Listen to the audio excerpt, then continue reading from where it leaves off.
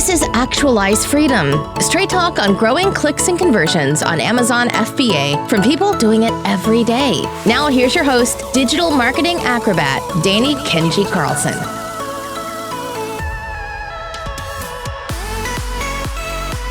What's up, guys? Danny Carlson with the Actualize Freedom podcast here, and I'm sitting here with Mr. Andy Arnott, and currently he is blocked on Facebook, so that maybe is why you haven't seen him for a little while, but if you're on LinkedIn, he has been extra active over there, and that kind of ties in really nicely to where I want to start this episode. Is Andy is a big proponent of using other channels so that you don't have to really rely on one single channel, whether that's Amazon or whether that's Facebook for Facebook ads. It's just a good case study of why that's really important to have multiple channels to build your business off of. So, I mean, first off, what happened to your Facebook profile? And, you know, just so everyone knows, you are not dead. You are here with us in person. A lot of people thought I blocked them and stuff. It was weird. So yeah, a couple weeks before Christmas, I started getting these notifications saying like, hey, there's suspicious activity on your account. Like, reset your password, and I did that like multiple times. It happened like 2 or 3 times. And then it would say like, you've been limited on your commenting and liking, which was also like super weird. It was even like on days where I wasn't even logged in to the platform. I'd log in like a few days later where I hadn't been active at all. And it was giving me those kinds of errors. This is after password changes. This is after I have 2-factor authentication on for Facebook. Like, it was just really, really strange. And then what was weird is right after that, my Netflix account had some weird activity. Like, it just seemed like, and it continues to seem like I'm being like personally targeted by somebody. So yeah, it's been an interesting ride. We were talking before we started how, I hired an ex-Facebook employee to try to figure out what was going on. He's stumped.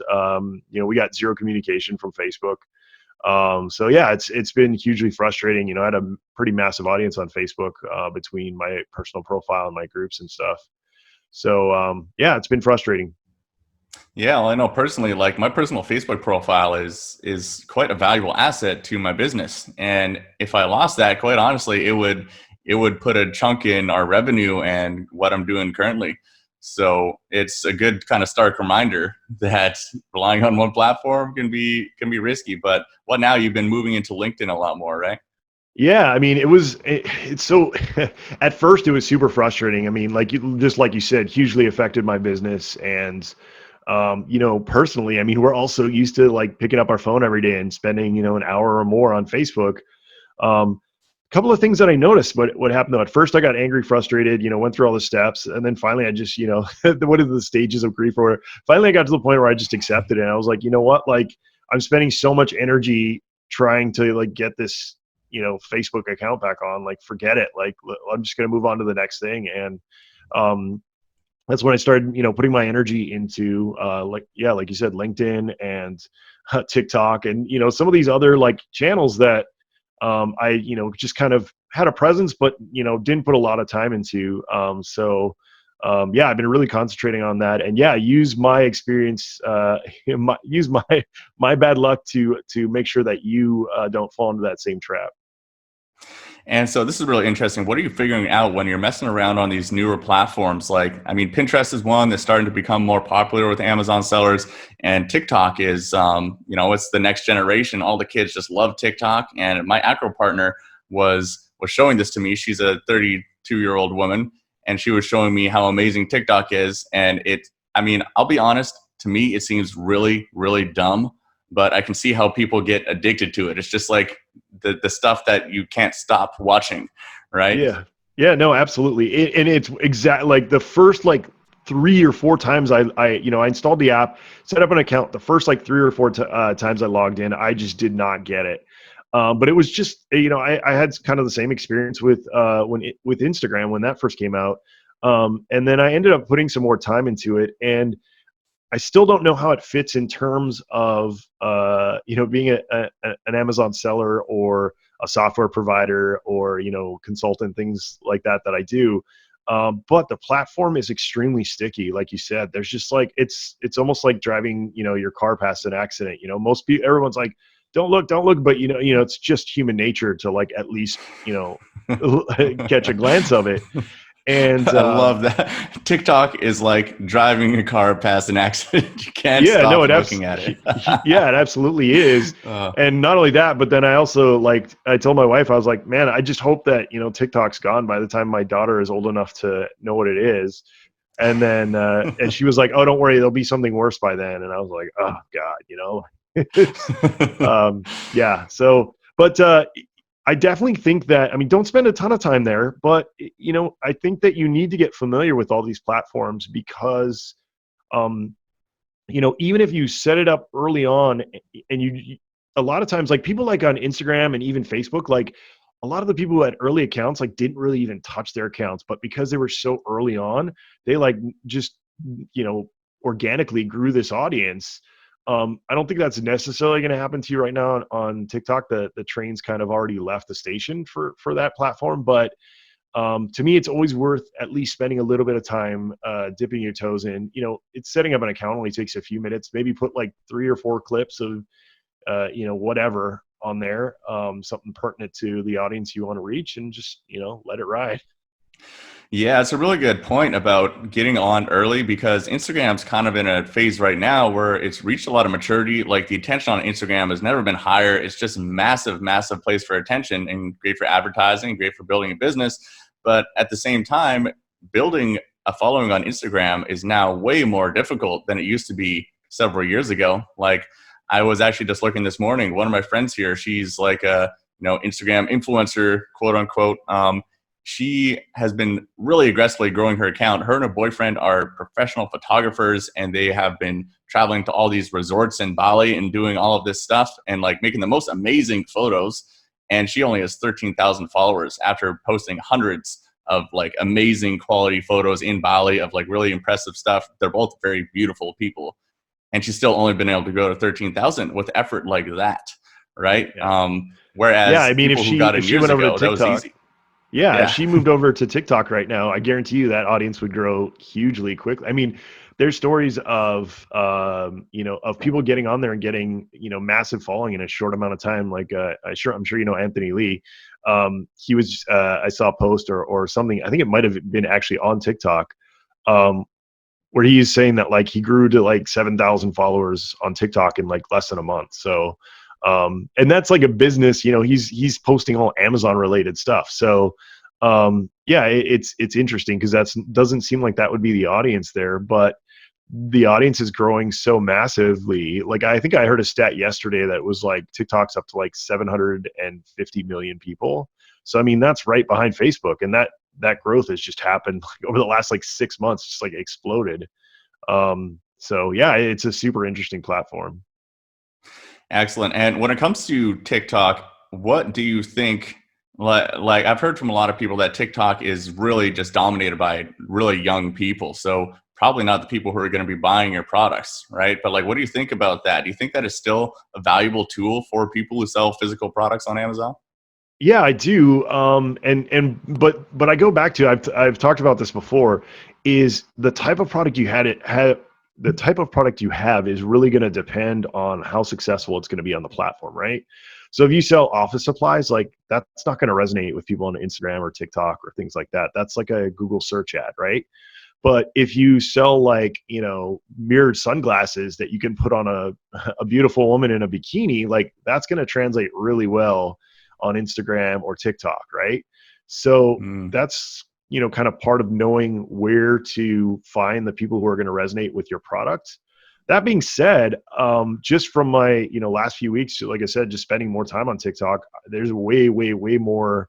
The demographic is exploding across the board, and I think it's pretty similar to like I remember the early days of like Facebook. It was like all the younger kids were pissed off, the college kids and stuff that the adults are jumping on. It's the same thing, but look what happened with Facebook, right? It matured to where like just it was expected that everybody's on there. Yeah, I mean, that's a very good point. I mean, I think when I opened my Facebook account, I think I was 15 years old, right? So like I use Facebook very differently, but now, I'm 28 years old And I've spent 13 years on the platform, and everyone who joined when they're 15 or 10 or whatever is now an adult, and they are now making purchasing decisions. Now Facebook's a massive ads platform, right? So I think it's a good point that TikTok is quite likely to just mature in the same way, right? Maybe now Yeah, it's absolutely. all 17-year-old kids, but those 17-year-old kids turn into adults who get high salaries and will pay for your products.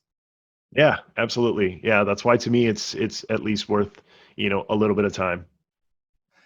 Absolutely. And what do you think about Pinterest too? I know you've been working on Pinterest for a while, and that's something that I know a lot of Amazon sellers, they've been hearing is trendy and it works for a lot of products, but they really have no idea. Unless you're a woman, you probably use Pinterest yourself, but most guys I know do not use Pinterest. And so a lot of the people listening right now are like, what the hell am I going to do on Pinterest? Yeah, well, so I forget the stat. I've heard it many times before, but I'm 42 now, so I'm starting to forget things. And I have 3 kids under the age of 7, so my sleep is quite deprived. But I think it was like 70% of buying decisions in a household is made by the woman of the house or something like it. It's a high number. So when you look at it in terms of that statistic, women are the demographic that shop more, that buy more. So to me, it's once again, it's a platform that you can't ignore. Not only that, but if you're doing paid ads on Pinterest, the ads are going to be way cheaper than anything you're going to pay on Facebook or Instagram or even Amazon PPC right now. I mean, Amazon PPC is just crazy. I mean, the last since about the start of Q4 last year, the cost per click has just skyrocketed. So it's, you really have to, like, the people who are being successful on Amazon right now are, figuring out other ways to get the word out on their products, whether that's, all these new social platforms, whether that's, paid ads on alternative platforms, whether that's, building their own audience, or if that's, finding influencers that are closely relate to the product. I think like influencers, it's an interesting, I could spend a whole nother 30 minutes talking about influencers, but that's a whole nother really interesting market, because to me, if you can find an influencer that, is really closely tied to your products in terms of niche and demographics and the type of people that follow them, as long as it's a quality influencer, dollar for dollar, you're probably going to get like 10x of what you would, on an ad on some of these platforms. On the flip side, though, a lot of these, people who have these giant followings and stuff are fake. So you have to go and look at their profile. If you're considering, hiring somebody, like actually follow them and start interacting with them and see if it like the stuff's legit or if it's like bots, commenting and liking and things like that. The other really interesting thing I think with, the influencer market is, since that, kind of way of advertising and promoting has gotten mainstream, we haven't really had an economic downturn since then. So it's going to be really interesting. I know Gary Vee talks about this a lot. And I think he's completely right in terms of, there's a lot of these influencers right now who are making money off of these, being paid to talk about these products and services and things. But when the economy crashes, those are going to be some of the first things that, companies cut out. So it's going to be a really interesting thing to see, how that all plays out. Yeah, well, I mean, we're way overdue for a market correction, right? We're now in 12 years since the last market correction. It's coming. It's coming. And then, right? I think the coronavirus, COVID-19 thing is kind of pushing us over the edge, unfortunately. But it's not looking too good.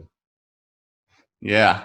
So, I mean, you've obviously thought about this a little bit. What's your opinion on the best plays, like what people should be doing to have success during the economic downturns? Because every time there is an economic downturn, there's people who lose and then there's people who win massively, right? So, like, what do you think is a good play or a good way to prepare for that? So it's really a really interesting subject, and I have thought about it a lot. And what I think is, I think that the people who really treat their business as a business, so really get the fundamentals down, build a brand, really study the platforms or whatever it is they're doing right now, they got to dig deep and get to the point where they feel like they're experts in that. If they're doing e-commerce, then, be an expert in your niche. If you're doing, software, make sure that your software is an essential. If you're doing, if you're a influencer, make sure that you're bringing tons of value to the people who follow you. But the other really interesting thing about these economic downturns, one of my best businesses ever, which was an app business, an Android app business, before Android really, it was like the G1 was the first phone, was what I was developing these apps on. I mean, that was in 2008 or 9, it was like right at the bottom of the market. And I almost felt guilty because you'd be going out and like I said, it was one of the best, most successful times in my life. And I was doing great, and I was hearing all these stories about people hurting. And what it made me realize is during those times, like, it's the most risky in terms of psychologically to like go out and do your own business. But I also think there's big opportunity there, because when the economy's down, when people are thinking that, it's doom and gloom, so many less people are jumping into the entrepreneurial world, right? They're sticking with their 9 to 5 because it's, the solid thing. It's what they think is going to sustain them and their families and things like that. But I honestly think that it's some of the biggest times for opportunity, because the people who are taking that risk, who are, entrepreneurs from 9 to 5 and not just, dipping their toes in, those are the people that know that, there's actually opportunity during those times. Yeah. And it's a very interesting conversation to think, like, what parts of your business are not resilient to a downturn, would go down, and then what things actually would potentially go up in an economic downturn. So, I mean, there's like certain products too that you sell, kind of like luxury items.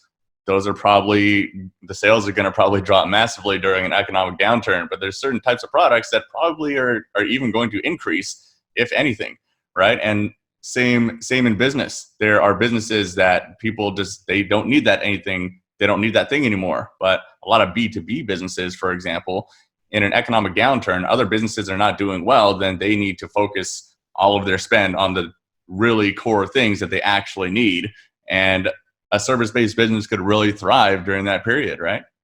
Yeah, absolutely. I mean, it's a really interesting time to be an entrepreneur during those downturns, because that herd thins, like you go from, all these different people doing, and all these different companies doing these things to, very few. And it's the ones who are, kind of preparing, figuring out exactly what you said, what's going to work and what's not going to work during those times.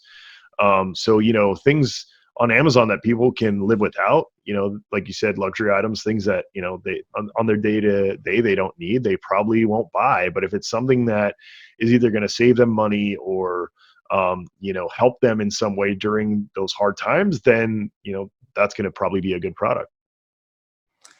Excellent. And I know you're currently focusing on paring down a lot of your focus right now too, like it was seller SEO, you're paring down the amount of tools that you're offering and everything like that too.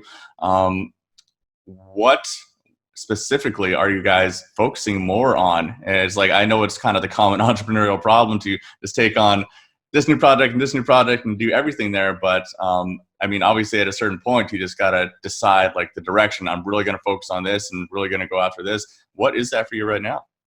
Yeah, well, so once again, we haven't quite come up with exactly what we're going to do yet. We've kind of have a couple of ideas that we think are going to be, kind of essentials for sellers, especially moving into, these harder times.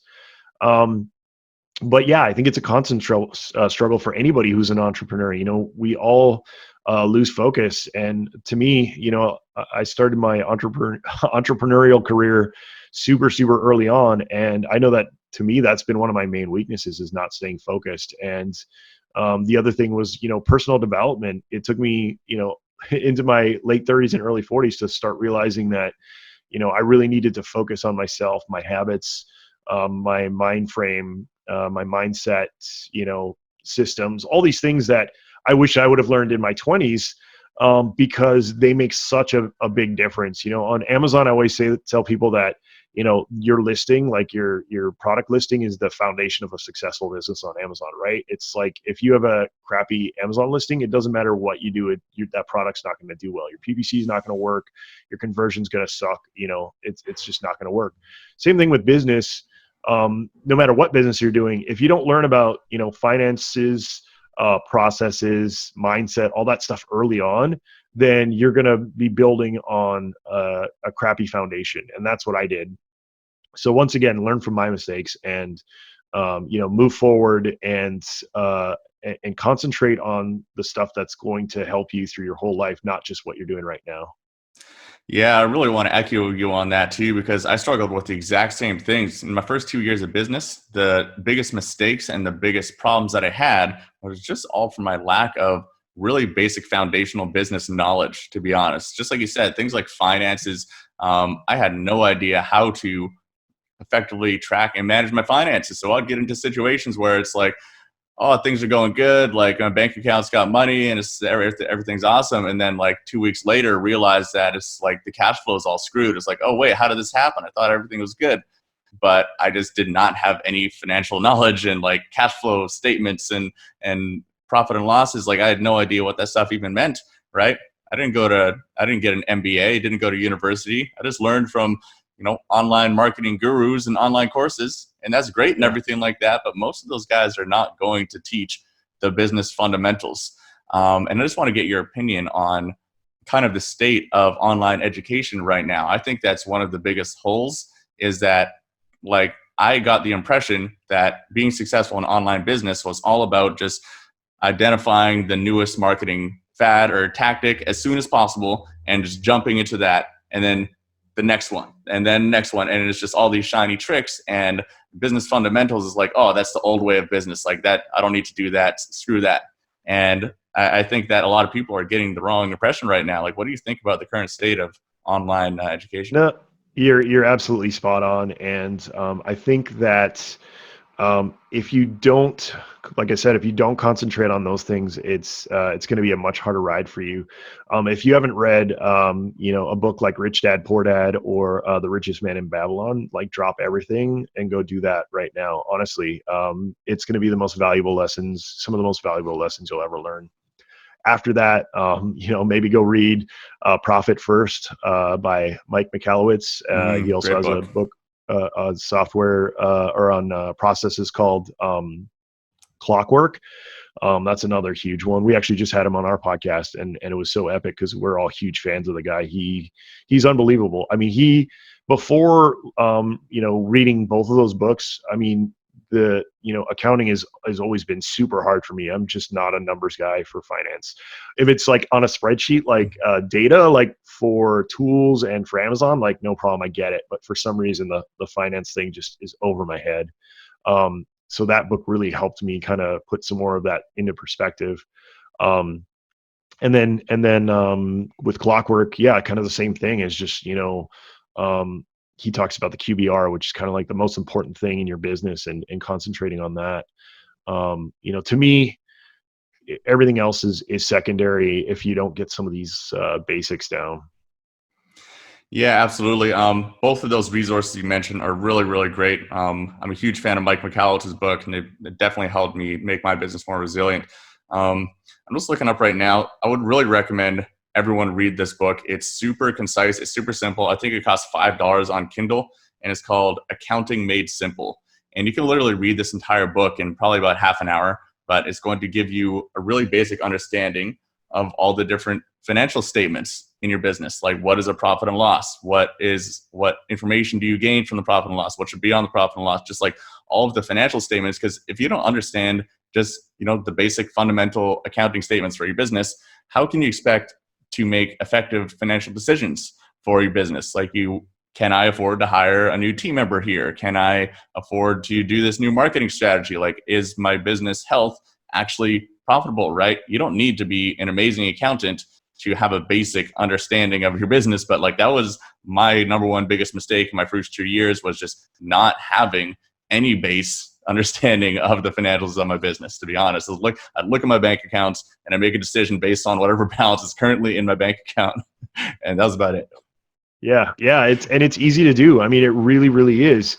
You were talking about, the state of education. I think that honestly, like my wife and I talk about this a lot, and it's going to be really hard for me to, to tell my kids they should go to college. Honestly, in this day and age, between the internet, YouTube, and the zillion of other Udemy. I mean, literally, there's more information now on the web than there ever will be in any university you step foot on. So, to me, the education system is completely broken, and some of the stuff that I was made to learn, in high school and college, I never ever use, and I wasn't passionate about. Not to say that you have to be passionate about it. My dad gave me really, really great advice once, and it was in terms of relationships, but I think it directly relates to business. Everybody always wants to chase their passions, right?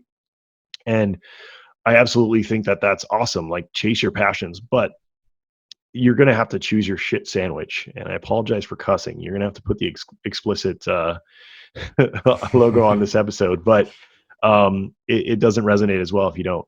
But and what that means is that, there's going to be some part of, no matter what business you do, no matter what marriage you're in, no matter what relationship you're in, there's going to be something in that relationship that encompasses something you hate to do, right? Like for me, it was looking and managing, looking at my books, managing my books, having to do like the day-to-day stuff to run a business, right? Like calling the bank when like my debit card is on hold because I do transactions in China, and I'm like, I do transactions in China like 30 times a month. Like, why are you blocking my card? I've called you guys like 30 times to tell you that's fine. I do business in China all the time.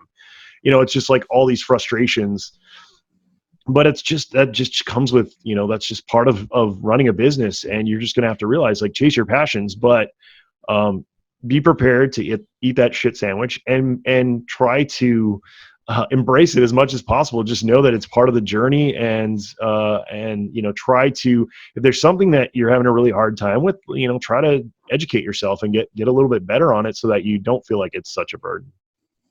Yeah, and I think that it's entirely possible and a good idea to really reframe the way you look at struggle in general, especially struggle in business.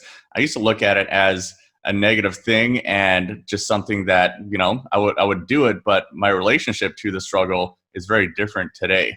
So something I've only realized with myself really within the past year is that I'm the type of person that even if I had a couple $1,000,000 in the bank account and I wanted to retire, I would just go start another company.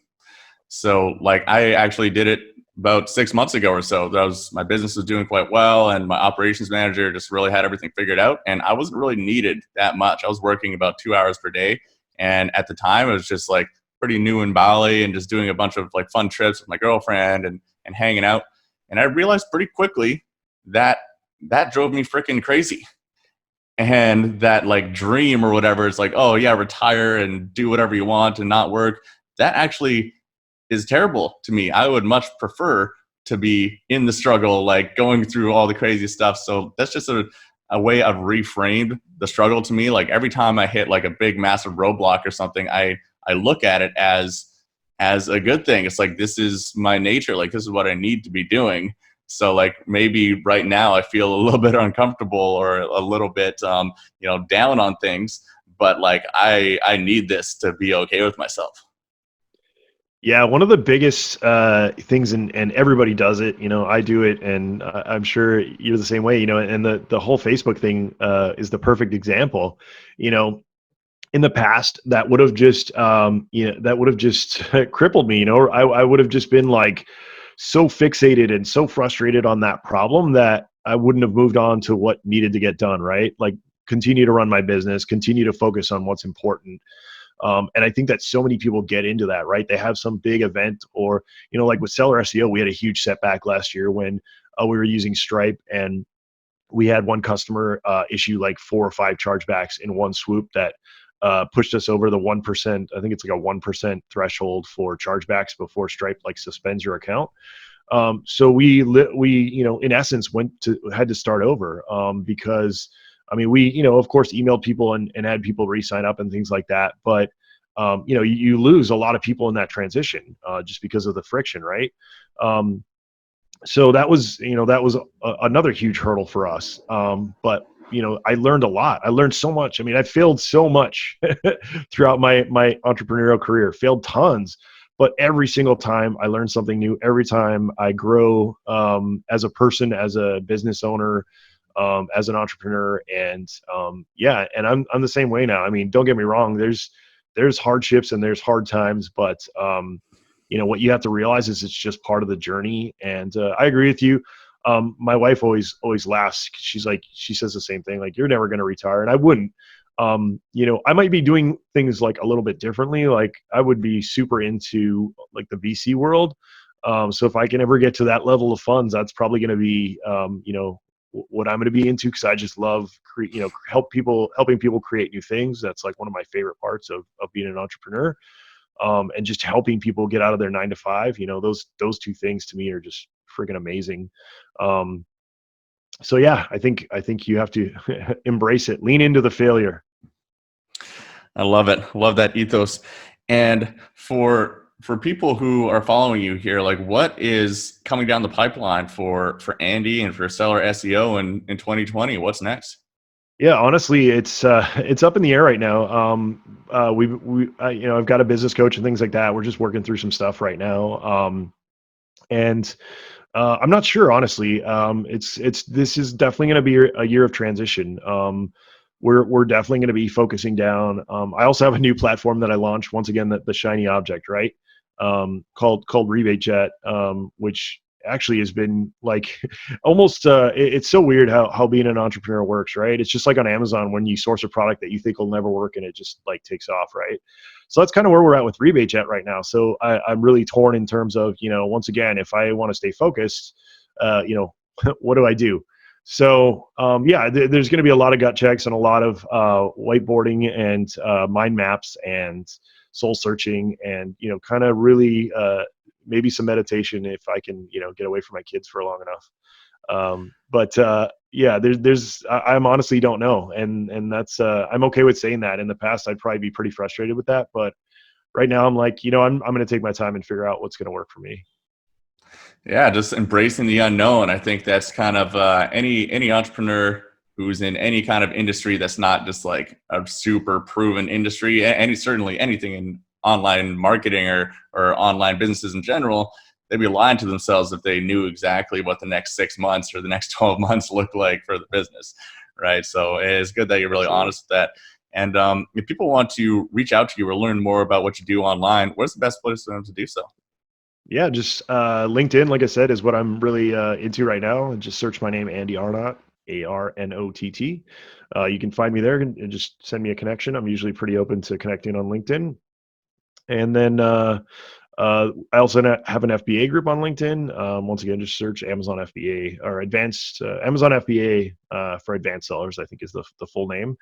And last but not least, we also have a podcast. It's sellerroundtable.com. You can subscribe there. We mostly concentrate on e-commerce and Amazon, but we also really go into we try to be a little different in terms of going into more business basics. I mean, that's why we had Mike McAllowitz on. We have like accountants. We have kind of anybody who you would need to help support you, not only in your Amazon business, but, being an entrepreneur, lawyers, insurance, logistics, like, we really try to nail everything down.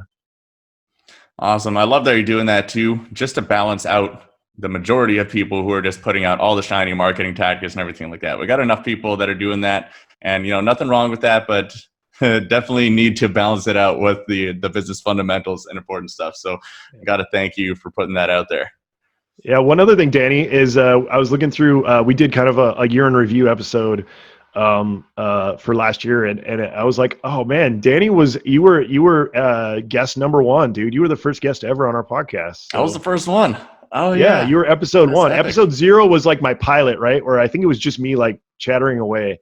And I was like, oh, this isn't very good. I need to have guests on it. I think you were episode 1. So go listen to episode 1 with Danny and I on the podcast. Oh, that's epic. Well, I'm honored to be the first I'm the first guest. Yeah, and you're gonna be back too, which is exciting. Heck yeah, man. Looking forward to it. So yeah, guys, definitely check out Andy's stuff. I've known Andy for a while now, and I think he's just a real solid guy, real honest guy in the Amazon space, which is it's important because a lot of people aren't. And if you're looking for any of the resources or show notes for this episode, you can find that at actualizefreedom.com. And if you guys haven't already, go leave a review for the podcast. Really appreciate it. It is you can go to ratethispodcast.com/free. And then it'll just show you if you have iTunes or if you have Stitcher, then you can just easily click on that and it'll do everything for you. So no excuses, guys. Appreciate every single review and appreciate all of you listeners as well. So until next time, go kick some ass. For show notes and resources mentioned in this episode, visit kenjiroi.com.